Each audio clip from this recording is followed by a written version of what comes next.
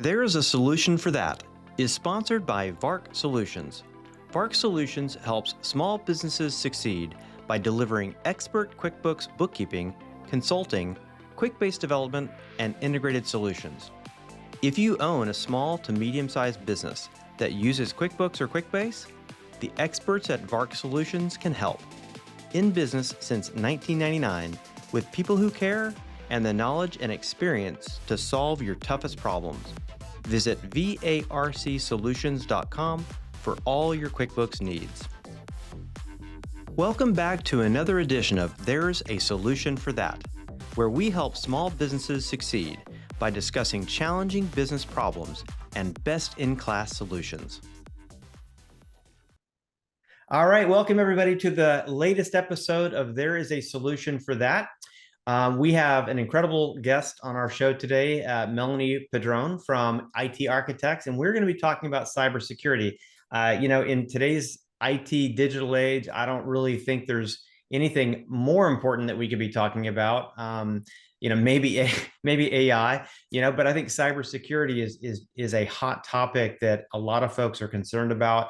A lot of folks might know that they've got a challenge there, might be in denial, but we're going to talk about that stuff.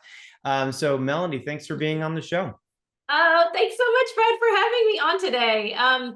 For your audience, my name is Melanie Padron. I am the Director of Business Development at iTArchiTeks. We're a veteran-owned MSP, a managed services provider of cybersecurity and IT solutions. And we have what I call a security first mindset. It's just kind of one of the things that makes us a little different than some of the other IT shops out there. And it just means that we focus heavily on preventing losses with proactive cybersecurity. So we're headquartered right here in Frisco next to you, have a secondary location in Houston. I guess we've been in business since about 2004, but I've been with the company just coming up on 2 years. So pretty excited about that. Prior to cybersecurity, I was in insurance for 2 decades. So interestingly, I've always helped businesses understand, manage, and mitigate their risk. It's just always been reactively with insurance, like after a loss. Mm-hmm. And so now I'm doing something that I think is a lot better, which is preventing losses in the first place with proactive cybersecurity. Well, proactive is the right approach. Yes. Sometimes it's hard to convince somebody that they need to invest in that proactively because, it hasn't happened to me. And what I always say to people, it's like, well, yeah, you're next. If it hasn't happened yet, you're next. So you might want to be thinking about it. And so as we talk on this show about solutions to problems, whether they've happened or not, I think this is just a really, really relevant topic for a lot of folks. And I don't, you'll be able to tell us better than anybody, but I don't think this threats caused by cyber, attackers has gotten any smaller in the last decade. I think it's probably exponentially grown is my guess. Mm-hmm. But just like, when you talk to folks about backing up their computers, before everything kind of moved to the cloud, that was the example I always use, which is, it's too late to back up your computer after the hard drive has failed, right? So you need to do these things proactively. So let's just start at the 30,000 foot level for our audience. And talk about since you're in the business, what are some of those common threats that you're seeing? What are the most common threats that you're seeing with your clients? Right now, I would definitely say the 2 major threats dominating the cyber landscape are, number one, ransomware. It's hitting 92% of industries. No one is immune. And I know it's so cliche, but it really is like not a question of if, but when.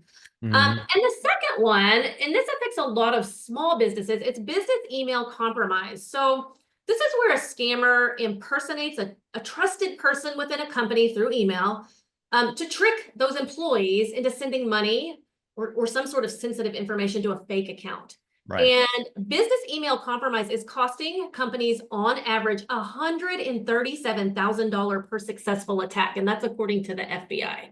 Wow. And what's particularly concerning is that about 90% of successful cyber attacks are attributed to just human error, us being fallible human beings. And the criminals know this and they're counting on it. And I always tell people, be politely paranoid. If something doesn't seem right, it probably isn't. If someone is pressuring you, a sense of urgency, a deadline, just anything that kind of gets your emotions going, take a step back. Let's take a deep breath, pick up the phone and call that company direct with the number you have, not with the number they provided you in the email. But Right. just, I live by that phrase, trust but verify. Now that's really, really good advice. I mean, I can't tell you how many times I've gotten an email from someone on my team saying, "Hey, I need to update my the bank account on my paycheck. Can can you send me the form or whatever? And or click this link below." And I'm like, "Yeah, that email's from me to me."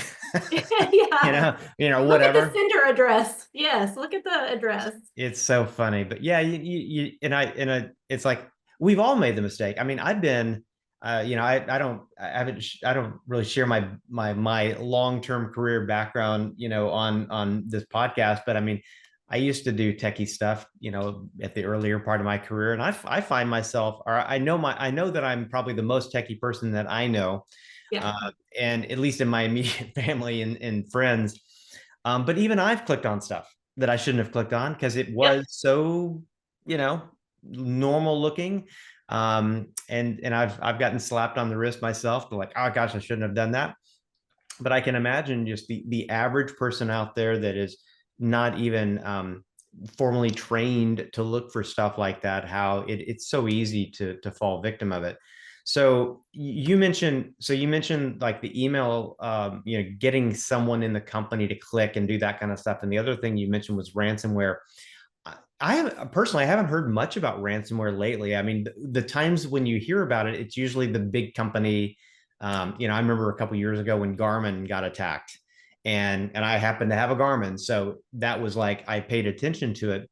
Yeah. But is this just for big companies? Like, help dispel some of the myths related to these types of attacks. Yeah. Yeah. You want to know something really terrifying? According to a recent data breach report by Verizon, it takes just 49 seconds for a cyber criminal to successfully steal your data or money. Not 49 minutes, not 49 hours, 49 seconds. That's less than the time it takes to heat up your cup of coffee, right? Mm-hmm. And people tell me all the time, I'm too small to be on a criminal's radar.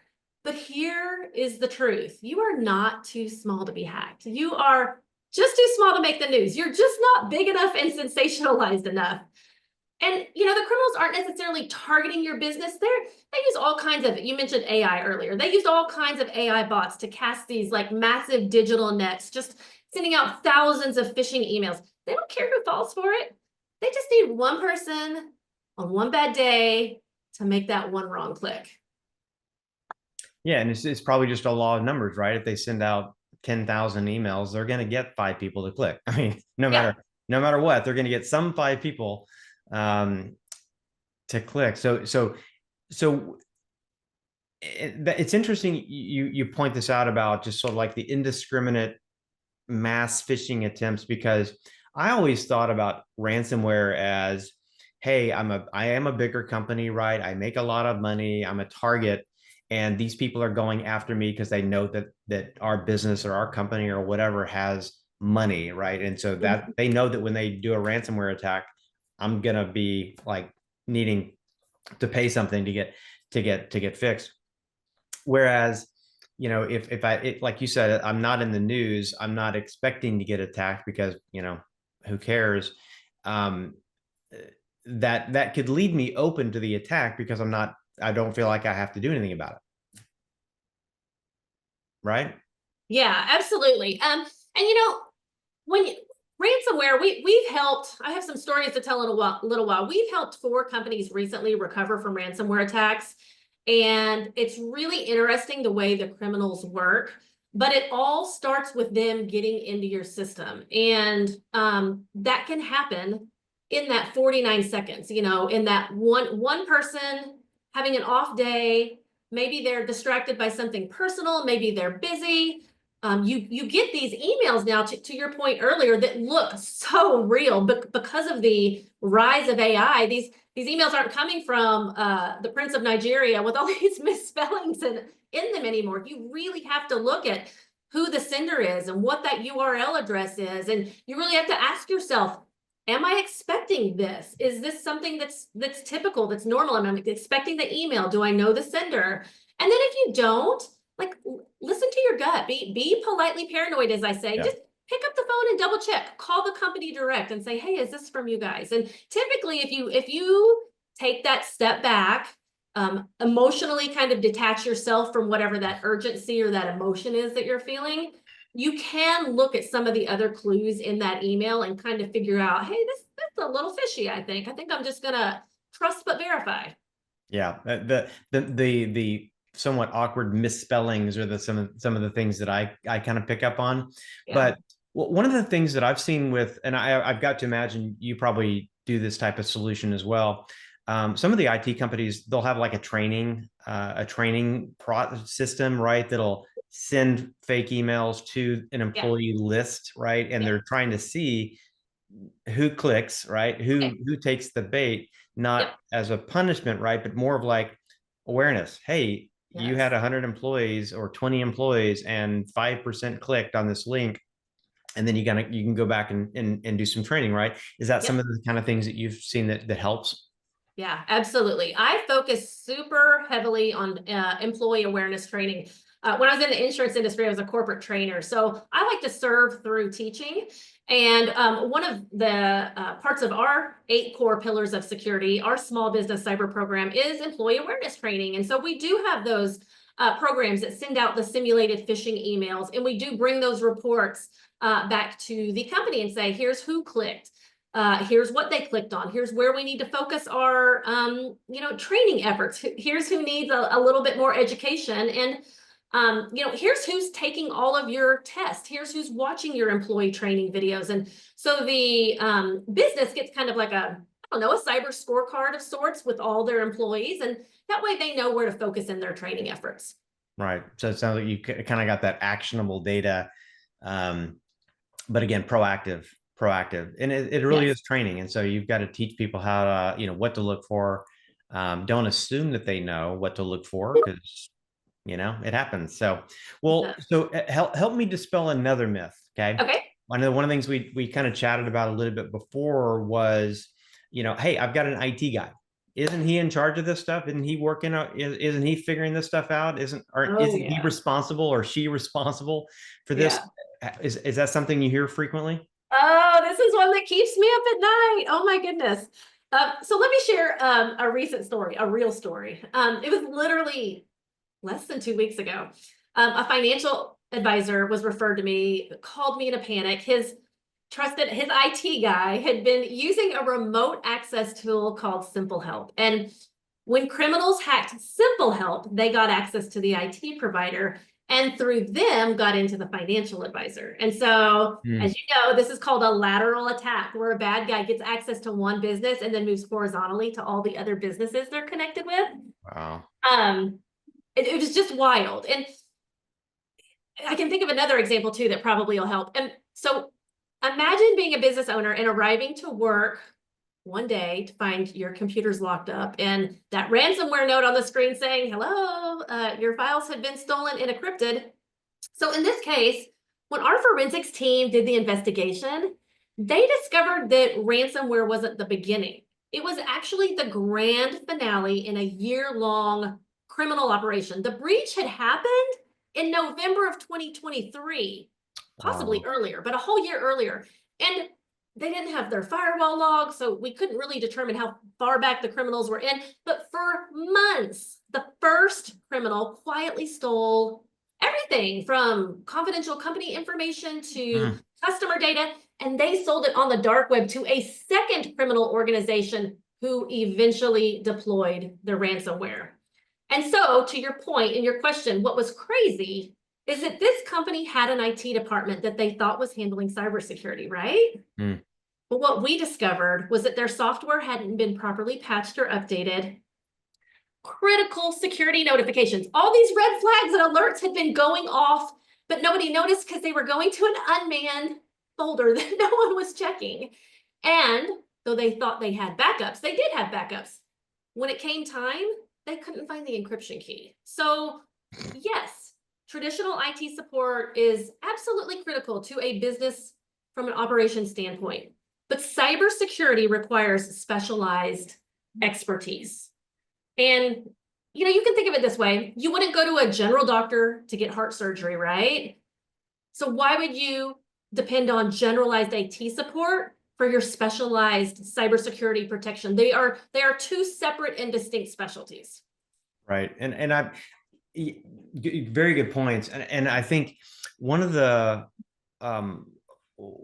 things that I guess maybe one of the perspectives that I have about IT related to cybersecurity is, you've got folks that are really, really good at, installing software, troubleshooting printers, Yeah. probably just doing basic network updates, Windows user licensing, that kind of stuff. But where does the cybersecurity part come in? Like, and I mean, I don't really intend to this to go into like a deep dive into the techie, geeky, network IP, TCP IP kind of stuff. But like, where in that infrastructure that somebody might have on their network, where does cybersecurity start? Is it like at the firewall level? Is it somewhere in the cloud? I mean, I always look at IT and cybersecurity as two important pieces in the protection puzzle that protects a business. And so we work a lot of time. We love working with IT departments in a co-managed way. The IT department, like you said, is they're boots on the ground. They're crawling under the decks. They're fixing the computers when they don't start. They're working on the wiring, the cabling, everything, the firewalls, everything that's there at the location. And then we can come in with the security piece and basically stand that IT department up and fill in all the security gaps and do the monitoring and have the security operations center and do the threat hunting and do the employee awareness training. Our job, depending on the client and exactly how specialized their IT staff is, we can come in and just shore up those security gaps and those vulnerabilities so that those IT guys absolutely look like superheroes. And we love doing that. We can do all your IT and all your cybersecurity, but we can also come right along your IT department and shore all those holes up. All right. Well, that's great. And by the way, apologize to the world. I think we're both kind of stereotypically calling these people the IT guy, and I know there's a lot of IT females out there True. that are just as good and just as amazing, right? But also just as valuable as the guys when it comes to making sure that things are getting updated. Yeah. So appreciate that. What about the idea that everything's moved to the cloud? I don't oftentimes even have a network or a server anymore. Isn't this stuff in the cloud? And do I really need to care about attacks and ransomware if everything's in the cloud? Yeah, that's probably the second biggest comfort myth that I overcome. I'll tell you, cloud-based vendor attacks have increased by 82%. And they're a growing concern because criminals know they only have to hack one cloud-based vendor to gain access to hundreds, if not thousands of other businesses. I mean, as a small business owner, think about all the cloud-based services you use every day, right? Everything from Dropbox to like DocuSign and CRMs and QuickBooks and Adobe and just all of them, okay? Right. So let me share a recent story that happened just last year that should help us hit home. A company called CDK Global experienced a cyber attack. And CDK Global is they're a software provider to auto and truck dealerships. And when CDK was hacked, thousands of dealerships, businesses were affected. So imagine being in a sales or finance at an auto dealership and suddenly your systems go down. They had to revert back to, where are my calculators? Where are my staplers? Where are those manual triplicate forms? And do I have the right pencil to use with them? And they were, for heaven's sakes, they were physically driving paperwork to the DMV offices. So here's what people need to understand. The cloud isn't a magical force field of protection. It's just someone else's computer located somewhere else. And by the way, when was the last time you read the fine print in your vendor contracts? most of them state that they're not responsible for the damage done to your business. What vendor contract? Yeah, because of cyber attacks that happen to them. Yeah. And so this makes your vendor security 100% your security concern. Mm. Do you know your vendor security policy? Have you vetted them? I mean, it's a really important question for business owners to ask. Yeah, and I've got to imagine you've got probably when you start with a client or somebody you're helping evaluate this, you've probably got a form that has a whole bunch of questions on it. You know, are you doing this? Have you done this? Right. And um, so you're kind of checking all the boxes to make sure that all the bases are covered. Um, Yeah. tell me a little bit about that process that you guys have to go through, or that you guys go through with new clients. One of the services that we provide is key vendor management. So we will manage all those relationships for you. We'll make sure that your vendor security, all the ways that they're accessing your company on a daily basis, that all of those things are shored up and secure. It's not typically something that I recommend a small business owner do on their own. There's some danger with kind of DIYing your security or trying to piecemeal it together. Mm-hmm. This is what we do every day. It's what we geek out on. It's why we wake up in the morning. And so it's one of those services that's grouped into our small business cyber solution. Very cool. So I'm thinking of like, okay, I'm sitting here, I'm a small business owner. You know, maybe I would love to grow to the size where I'm a target, or I feel like I'm a target, right? Even though you're telling me I already am, I just don't know it. Yeah. I guess one of the concerns that I would have is this sounds like this is going to be expensive, right? So Mhm. help my audience kind of just understand. I mean, obviously it can be very expensive, I'm sure, depending on the infrastructure and everything else involved. But what is that? What can that look like in terms of a company's investment in this? It really depends on a lot of different factors. It depends on like your number of employees, your number of computers, your number of servers. Um, we have worked closely. You and I met through our local chamber, and we've done a lot of work recently with business owners at the chamber. And so we did develop a small business cyber solution that is affordably priced, and it does cover 8 core pillars of security. It's designed to meet the small business owner kind of right where they're at, giving them that essential protection that they need from day one, but also grow with them as their business evolves.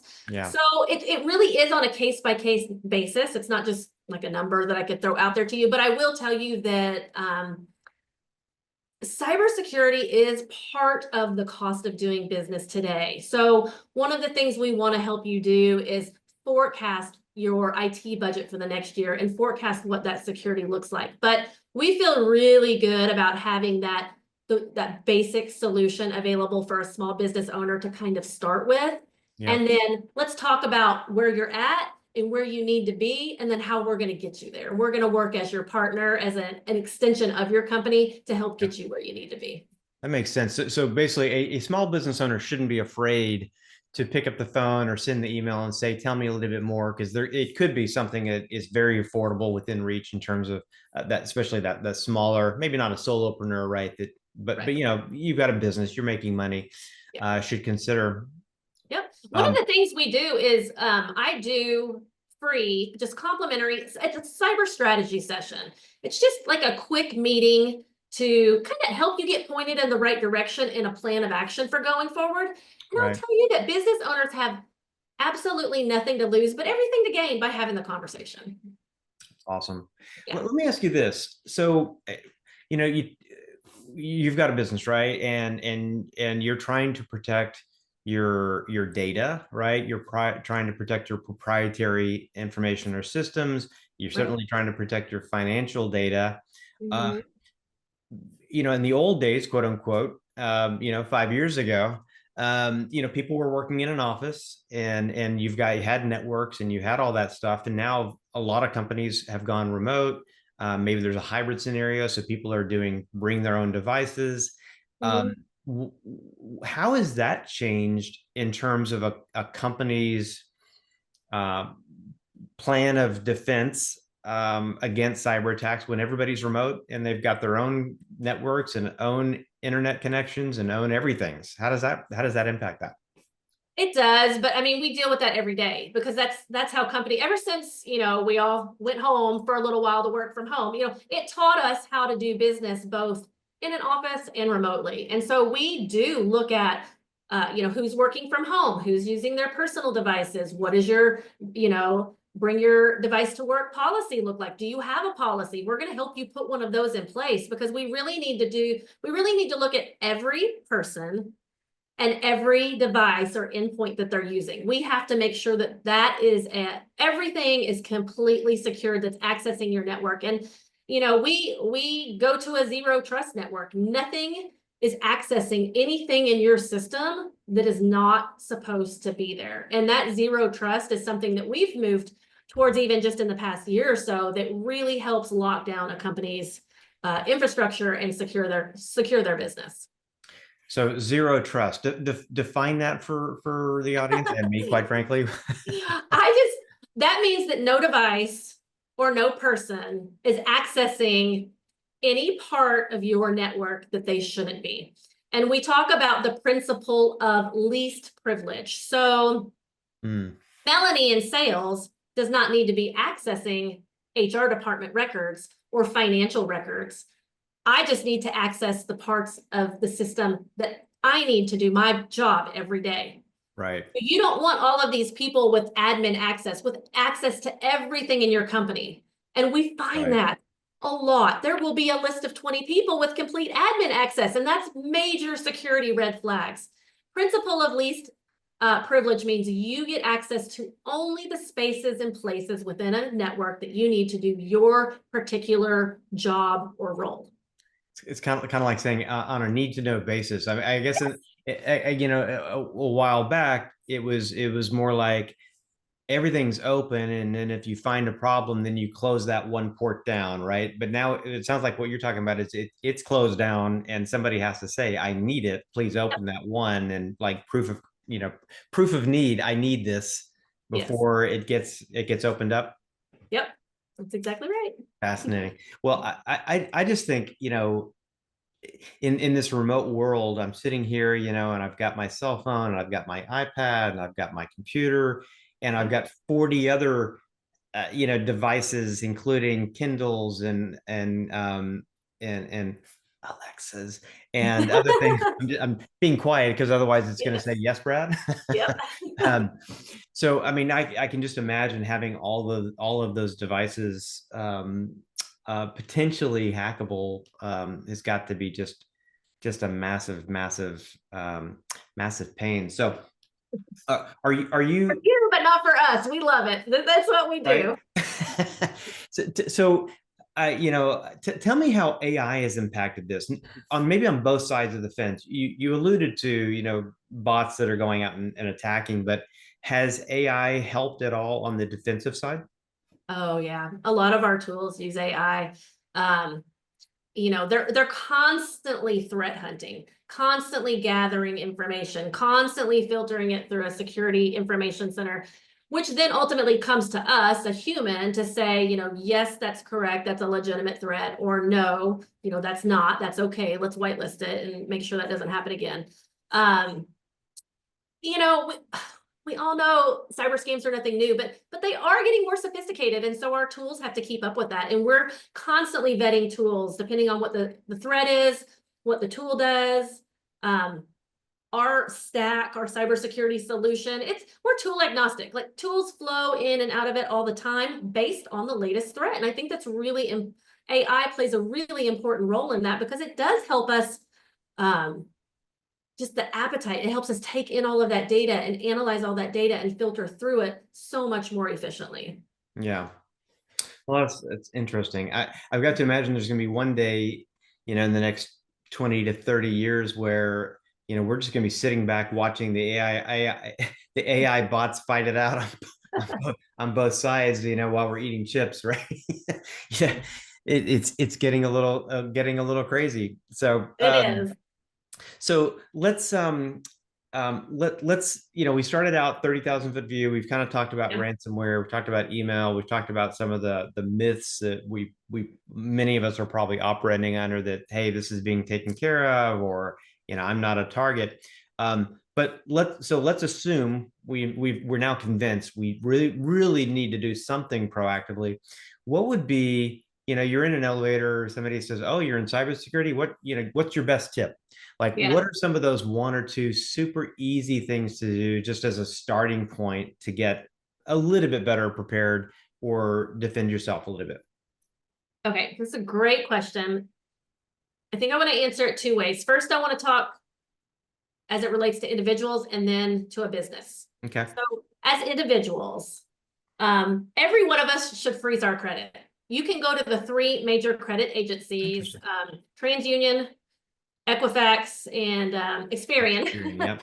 And so all that means is that someone can't open a line of credit in your name unless you unfreeze it. This freeze, it's free and it's a simple thing to do. And in today's data, all of our data has been breached. We all have a Verizon account or a Frontier account, or all of our data is on the dark web right now. So everyone needs to lock down their credit for sure. Okay. Number two, I know we preach this over and over. Never use the same password on multiple accounts. And I know remembering passwords sucks, but every account, everyone needs a long, complex, unique password. Okay. People think that they don't have enough money for a criminal to target them, but that's not always what they're after. They want your information so that they can steal your identity to do fraudulent things in your name. So those passwords have to be long, unique, and complex. Which brings me to my next point. Using a password manager, it's going to make your life so much easier. And there are tons of free password managers out there.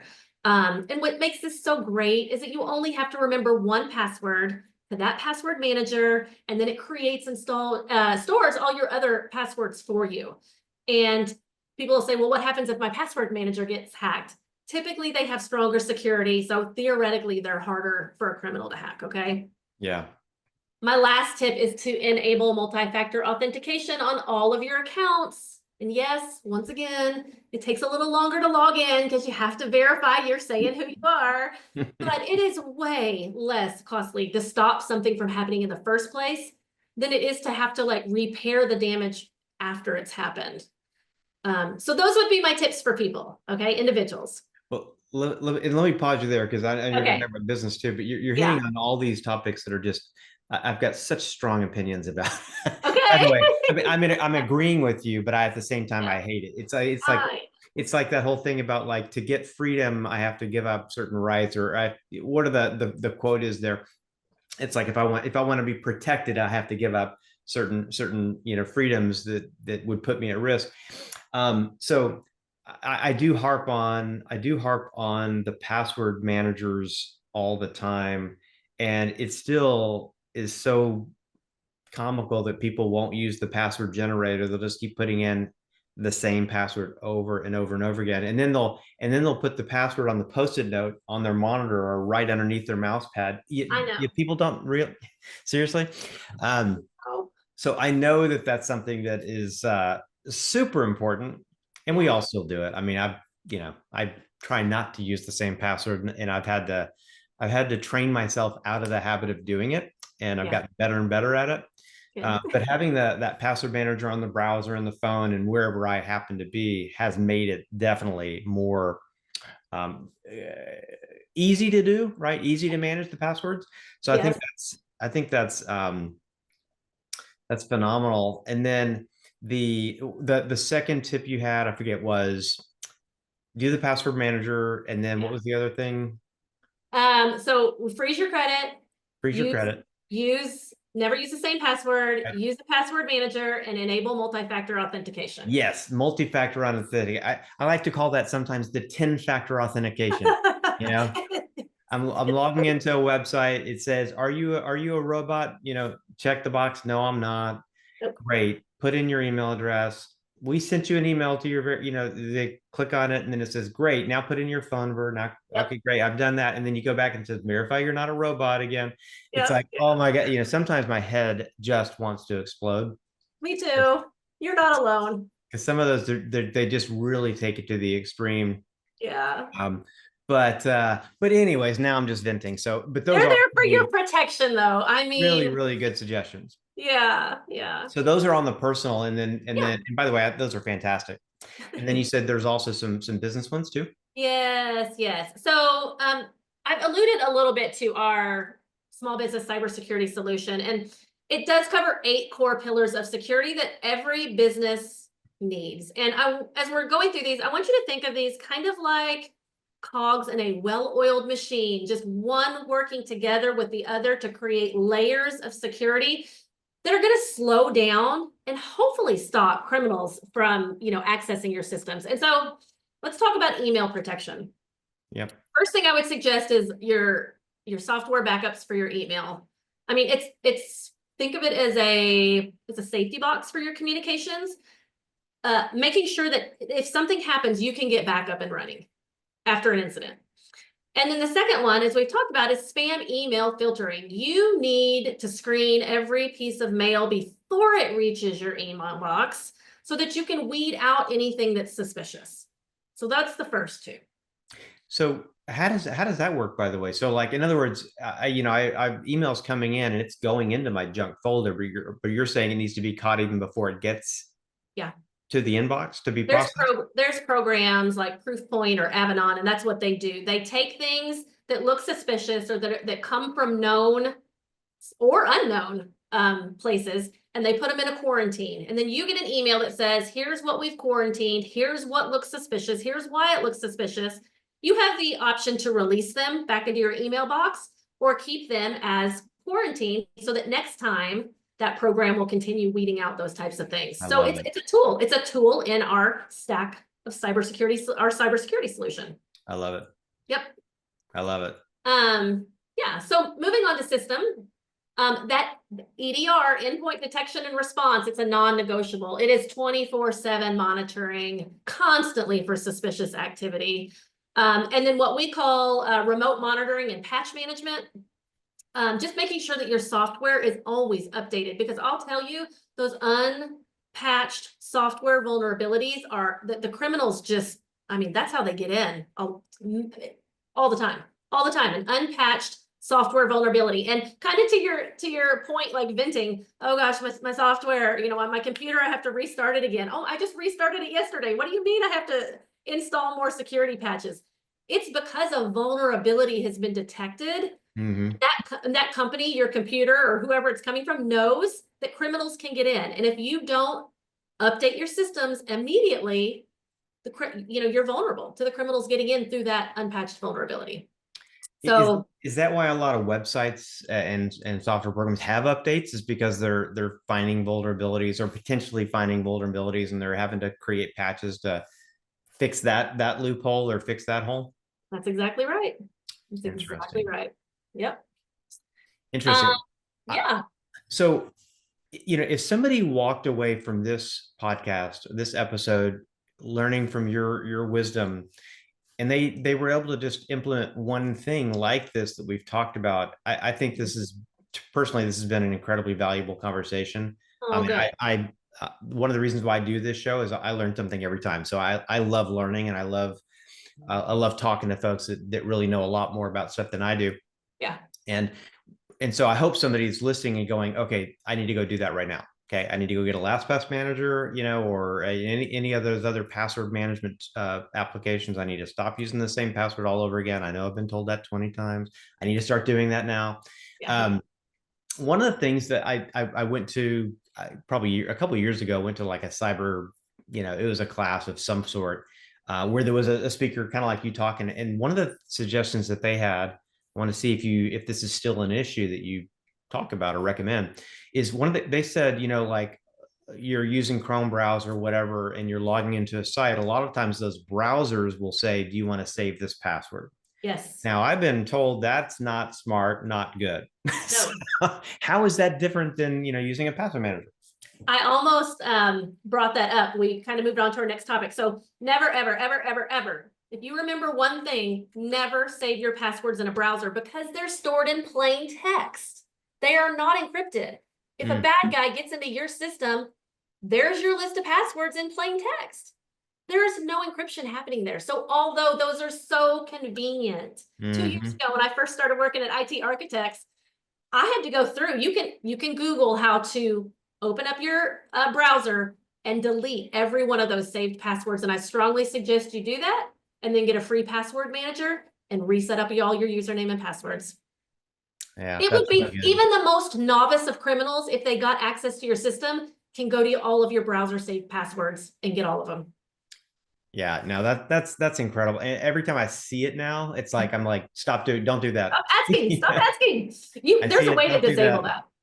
He actually did this guy at this thing. He actually did a demonstration where he said, "Oh, hey, my phone's running low on battery. Can I just plug into your computer and charge it for a few seconds?" Right, and it was one of those USB things, Yeah. and it literally it stole like the session data, and then he was literally able to plug it into another computer and go, "Here's all your passwords." Wow. You Yeah. know, so I Yeah. mean, and that's pretty low tech, right? I mean, that's physical attacks versus the cyber stuff. So, well, anyways, I hope this has been really helpful for folks. Before we wrap up and end the session, anything else? It's like I'm dying to tell these people about this thing that hasn't come up yet. Oh gosh. I would just say, plan, prepare, document your incident response procedures. It can be a simple flow chart showing exactly what employees should do if they spot something suspicious. You want to create a see something, say something culture where people feel safe and confident calling out and reporting suspicious activity, emails. People need to know, who do they contact? What immediate steps should they take? In fact, for your listeners, I do have a link to a free cyber attack checklist on our website. If they go to itarchiteks.com, there is a button that says free cyber attack checklist. Okay. It's just a very simple incident response, stop, call, wait. Here's what you do. You can print it out. You can put it on all your terminals or all your computers or in your break room. But knowing that it takes 49 seconds for a breach to happen, quick reporting is crucial. It literally can make the difference between what feels like a minor hiccup and a Yep. massive explosion. And during a cyber attack, timing is everything. Okay. So for those that are listening, and maybe they're in their car driving and they're listening Yeah. to this, and so I know how you spell IT architects is not phonetically exactly how it would. So can you spell that for us? And we'll Yes. also, if you send me the link, then we'll put that on our podcast page as a resource. Fantastic. Yep. So it's IT, and then it's architects,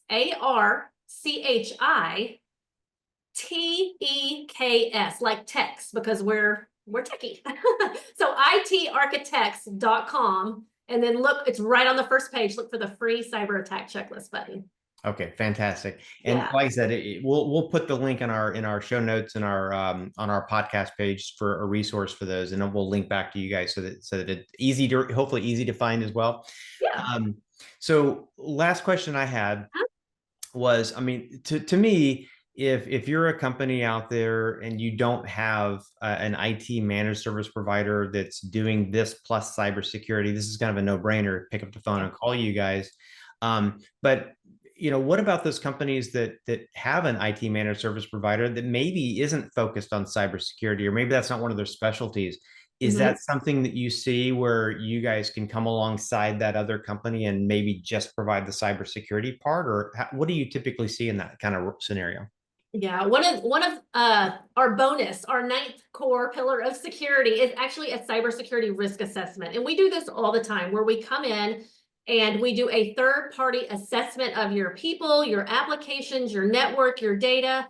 We point out where all your unpatched vulnerabilities are. We find your dark web on the data, data on the dark web. We send simulating phishing to your people, and we tell you who failed and who clicked and who sent their credentials. So we send you in a comprehensive report all of your security gaps, all of your vulnerabilities, and then you as the business owner get to decide how you want to prioritize those and move forward. And like I said, we love working with IT departments and shoring up those security holes. So just depending on where your company is and what your needs are, we're happy to come alongside and do that. But that security risk assessment, it's kind of like, as humans, we go every year to get an annual checkup to identify where our weaknesses are before they become disease, right? So that we can address them, prioritize them before they become a disease and a big problem. So that security assessment is just like your annual checkup for your business.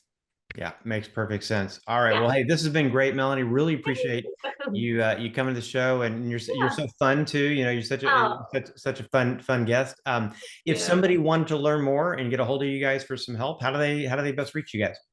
Well, I am very active on LinkedIn. My name's Melanie Padron. I do a ton of free cyber awareness training there. While you're there, you can subscribe to my LinkedIn newsletter, but you know, you can also go to itarchiteks.com. There's a form right on our front page. Sign up and let's have that cyber strategy session together. It's about 20 to 30 minutes.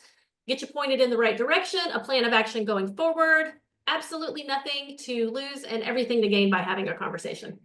Awesome. Thanks so much, Melanie. And for those of you that are listening and watching, hope you got some really good nuggets of gold here from this conversation. And more importantly, I hope you don't just listen, but you take this to heart that, you know, you could be next if you don't have the plan in place to protect. So do something, you know, plan in advance instead of being the one, you know, a year from now that says they should have. So thank you. Thanks again for everybody, and we'll talk to you on our next episode.